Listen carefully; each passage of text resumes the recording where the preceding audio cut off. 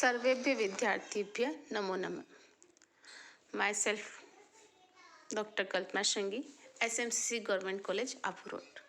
आज हम BA first year के अंतर्गत पेपर फर्स्ट सेकंड में संज्ञा प्रकरण का अध्ययन करेंगे। हम संज्ञा प्रकरण का अध्ययन पिछले कुछ वीडियोस से करते आ रहे हैं। संज्ञा प्रकरण में हमने अभी तक माहेश्वर सूत्रों की विशेषता है, माहेश्वर सूत्रों को जाना कि माहेश्वर सूत्र कितने होते हैं, उनका प्रयोजन क्या है, उनका निबंधन या प्रकरण क्यों किया गया है। तो हमने माहेश्वर सूत्रों की कतिपय विशेषताओं के बारे में जाना। अब उसके बाद हमने माहेश्वर सूत्रों का अध्ययन करने के बाद संज्ञा प्रकरण के प्रथम सूत्र हलंत्यम का अध्ययन किया। उसके बाद हमने अदर्शनम लोप लोप संज्ञा विधायक सूत्र अदर्शनम लोप का अध्ययन किया। इत संज्ञा विधायक हलंत्यम सूत्र का अध्ययन किया तथा लोप करने वाले तस्य लोप इस सूत्र का अध्ययन किया। ये तीनों ही सूत्र अत्यंत महत्वपूर्ण है। तो यहाँ पर ये ध्यान रखना आवश्यक है कि जो हमने पिछला पढ़ा है उसे भूलना नहीं है, उसे रिकॉल करते हुए ही हमें आगे जाना है। देखिए, अब आगे हम यह भी सूत्र अत्यंत महत्वपूर्ण है। यह सूत्र महत्वपूर्ण इसलिए है कि जब हमने माहेश्वर सूत्र को बनाने का प्रयोजन क्या है, माहेश्वर सूत्रों को क्यों लिखा गया, वह प्रयोजन यही सूत्र बताता है कि हमने माहेश्वर सूत्रों को क्यों लिखा।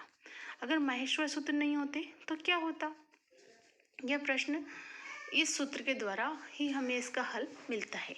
देखिए, माहेश्वर सूत्रों का सबसे बड़ा प्रयोजन है व्याकरण की लघुता और व्याकरण की स्पष्टता। व्याकरण की लघुता किसके कारण आती है? प्रत्याहारों के कारण ही आती है, क्योंकि हम माहेश्वर सूत्रों से प्रत्यय बनाते हैं, अच प्रत्यय, अण प्रत्यय, अक प्रत्यय।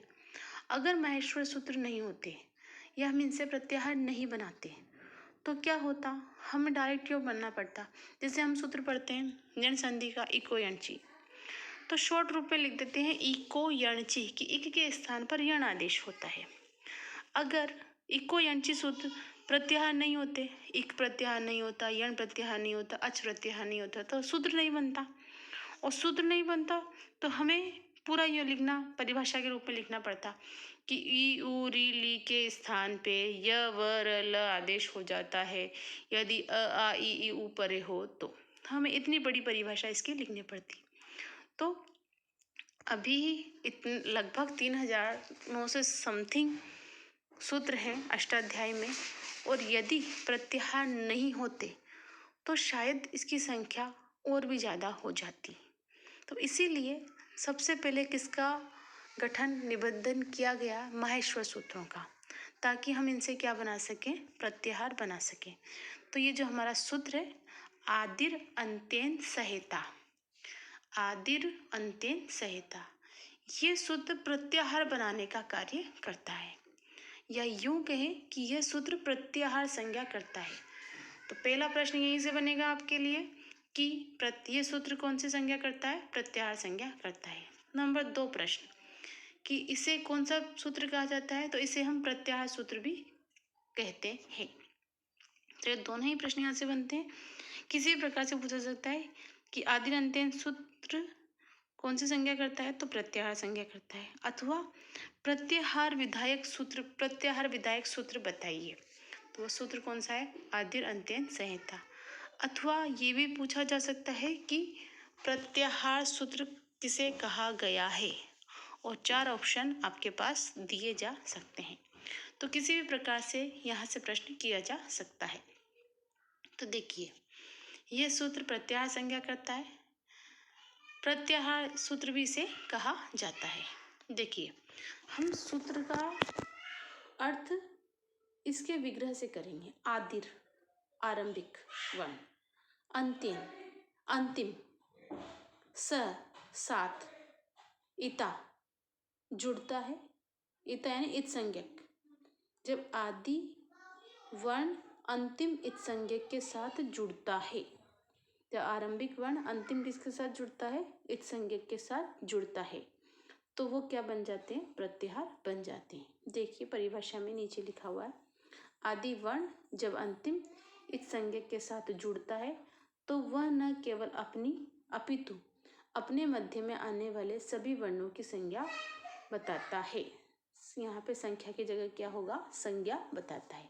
दोबारा देखिए कि आदि वर्ण जब अंतिम इत संज्ञा के साथ जुड़ता है तो वह न केवल अपितु अपने मध्य में आने वाले सभी वर्णों की संज्ञा बताता है।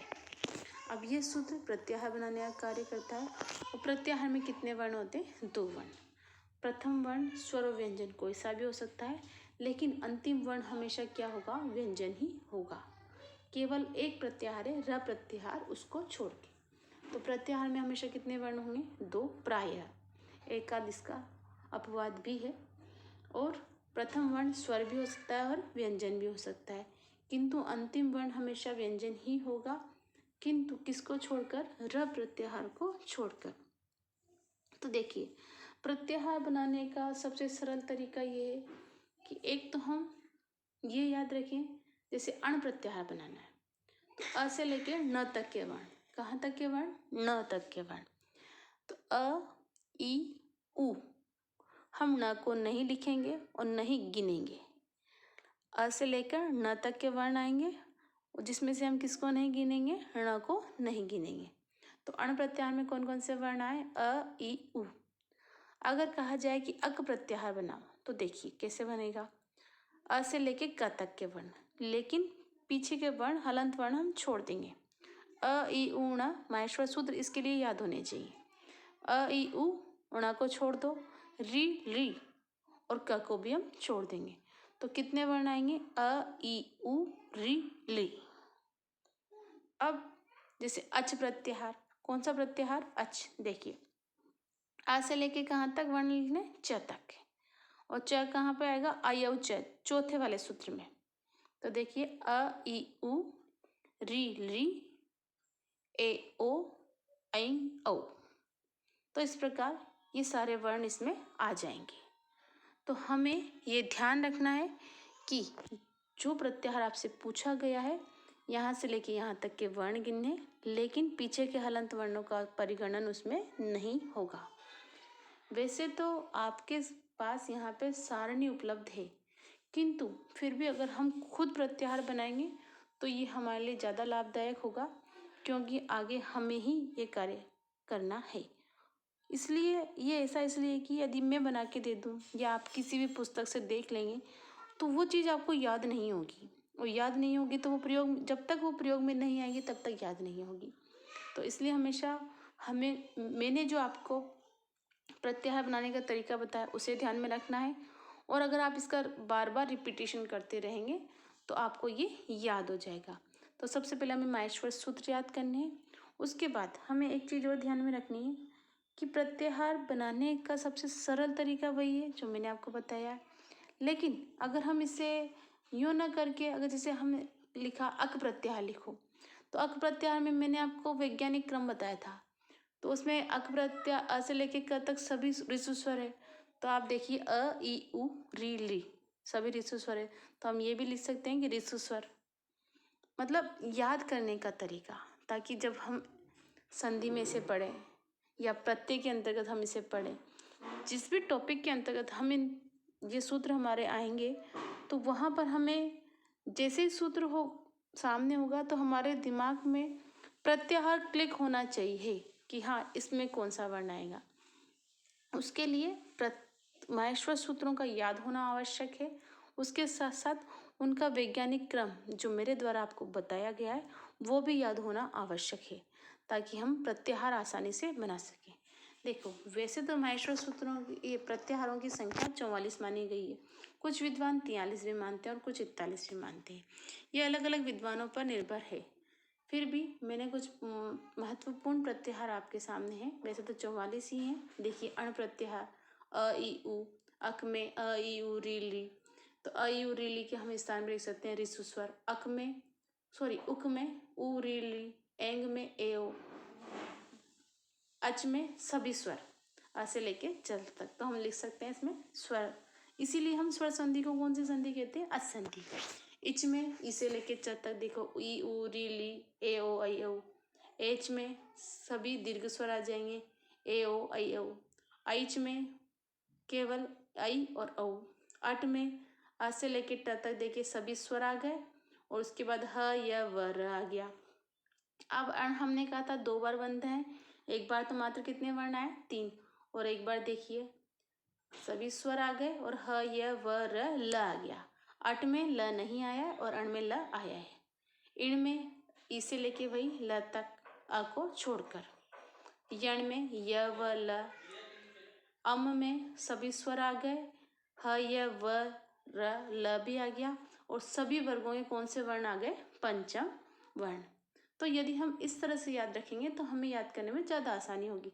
वैसे तो ये आपको इसलिए दिए हुए हैं पूरे ताकि आपको समझने में आसानी रहे। देखिए यम, यम में क्या क्या आया य व र ल और सभी वर्गों के कौन से वर्ण पंचम वर्ण। अब केवल यम पूछा है तो देखिए सभी वर्गों के कौन से वर्ण है यहाँ पे पंचम। गम प्रत्यय तो मात्र 3 वर्ण है ङ ण न। इसके अलावा य देखिए य व र ल मतलब अंतस्थ व्यंजन, और यम गणनम मात्र वर्गों के पंचम वर्ण। झष पूछा है तो वर्गों के मात्र कौन से वर्ण है चतुर्थ वर्ण। भष मात्र वर्गों के चतुर्थ वर्ण है, केवल किसको छोड़कर झ को छोड़कर। ऐसे देखिए हर्ष में ह य व ल वर्गों के पंचम वर्ण, चतुर्थ वर्ण और तृतीय। तो कौन कौन से वर्ण हुए तीसरे, चौथे, पांचवे तथा ह य व ल। वश में व को छोड़ देंगे, र और ल और सभी वर्गों के पंचम वर्ण, चतुर्थ वर्ण और तृतीय वर्ण। जश में कहें तो जश में मात्र वर्गों के कौन से वर्ण आए तीसरे। झष में देखो तो झष में वर्गों के तीसरे और चौथे वर्ण आए। बश में केवल वर्गों के तीसरे वर्ण, लेकिन एक वर्ण हमने छोड़ दिया ज यहाँ पर। छव, छव में वर्गों के दूसरे, ये देखिए छ ठ और थ वर्गों के दूसरे वर्ण है और च ट त ये वर्गों के पहले वर्ण है, तो दोनों वर्ण आए। इसी प्रकार यह प्रत्याहार में लगभग सभी वर्ण हैं, किंतु इसमें ऊष्म व्यंजनों को छोड़ा गया है। देखिए य व ल अंतस्थ है, यम गणनम पंचम है, जबगढ़ दश चतुर्थ है, जबगढ़ दश तीसरा है, खफ छठत ये दूसरा है, चट तक कप ये पहला है। तो ऊष्म व्यंजन को छोड़कर सभी वर्ण। मय प्रत्याहार इसमें भी म न य को छोड़ दिया गया है। सभी वर्गों के चतुर्थ वर्ण, तृतीय वर्ण, द्वितीय वर्ण और प्रथम वर्ण। झय, अब झय को देखो झ से लेके य तक, तो चतुर्थ, तृतीय, द्वितीय, प्रथम ये वाले वर्ण। खय, चट तव, तो इस प्रकार हमने, तो अगर हम इसको अगर ऐसे याद करेंगे तो हमें पास ज़्यादा आसानी होगी। एक एक वर्ण को लिखने से कभी कभी हो सकता है कोई वर्ण हमारे हाथ से छूट जाए, हम लिखना भूल जाएं, तो आप कदापि ऐसे ना लिखें। हमेशा ऐसे लिखें कि वर्गों के पहले वर्ण, दूसरे वर्ण, तीसरे वर्ण, चौथे वर्ण, लेकिन वो थोड़ा सा प्रैक्टिस से आएगा और याद करने से आएगा। तो इसमें थोड़ा सा टाइम लग सकता है, लेकिन टाइम अभी लगेगा, एग्ज़ाम टाइम में टाइम नहीं लगेगा। तो जितनी प्रैक्टिस करनी है हमें अभी करनी है, बाद में प्रैक्टिस नहीं होगी। कंपटीशन एग्ज़ाम के लिए महत्वपूर्ण, आवश्यक, ज़रूरी है, इसलिए हमेशा ध्यान रखिएगा। चाहे रीड का एग्ज़ाम हो, फर्स्ट ग्रेड का हो, सेकंड ग्रेड का हो या थर्ड ग्रेड का हो, किसी भी एग्ज़ाम की दृष्टि से हमें तैयारी अभी से करनी है, क्योंकि उनका पोर्शन सिलेबस वही होता है जो हम ग्रेजुएशन में और बीएड वगैरह में पढ़ते हैं। तो हमें हमेशा ग्रेजुएशन स्तर पर अच्छी तरीके से पढ़ाई करनी चाहिए। तो हमने अब संज्ञा प्रकरण के 4 सूत्रों का अध्ययन किया। आज के लिए इतना पर्याप्त। इत्यलम। धन्यवाद। शुभास्ते पंथानम संतु।